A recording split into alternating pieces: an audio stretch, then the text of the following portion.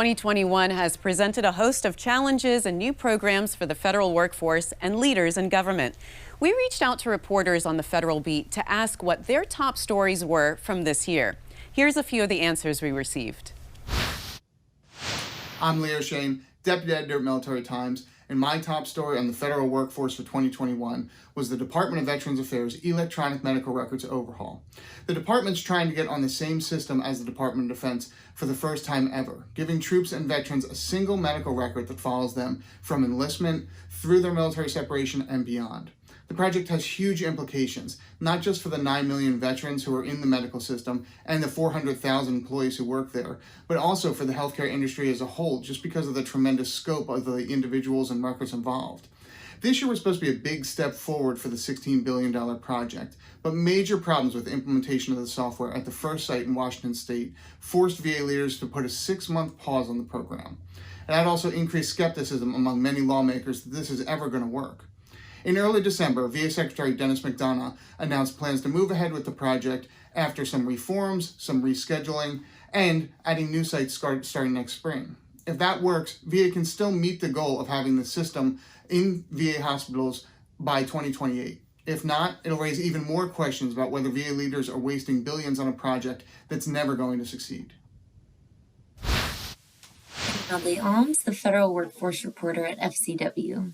My top story from 2021 was a story centered on the question of how broadened access to telework and remote work after the pandemic could be a tool to increase accessibility in the federal government. Telework is a known retention tool for employees with disabilities, and disability advocates have long pushed for broadened access to it. I was excited to see the story shared on social media by feds, accessibility-focused groups, and others, including the Department of Labor's Employer Assistance and Resource Network on Disability Inclusion, known as EARN. For me, the process of reporting this story sparked a curiosity about disability issues and an understanding of their importance that I'm continuing to incorporate into my reporting. Thanks. Hi, I'm Kevin Bogardus, a reporter at E&E News, where I cover EPA and other federal agencies. My top story from 2021 about the business of the federal government is it's complicated. Tensions between EPA unions persist. President Biden has urged agencies to engage with their employee unions and renegotiate contracts. It's a 180-degree turn from the Trump administration, which targeted those unions, including at EPA. The same career managers at EPA who followed Trump's orders to be tougher on unions now have to carry out Biden's new approach to labor. Union officials had hoped the shift in direction would go quickly, but there's been bumps and delays.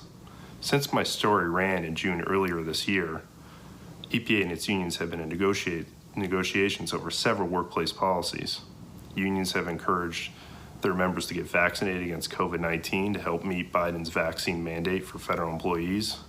EPA and its largest union, the American Federation of Government Employees, Council 238, have reached terms on several issues, doubling telework, creating remote work, and making work schedules more flexible.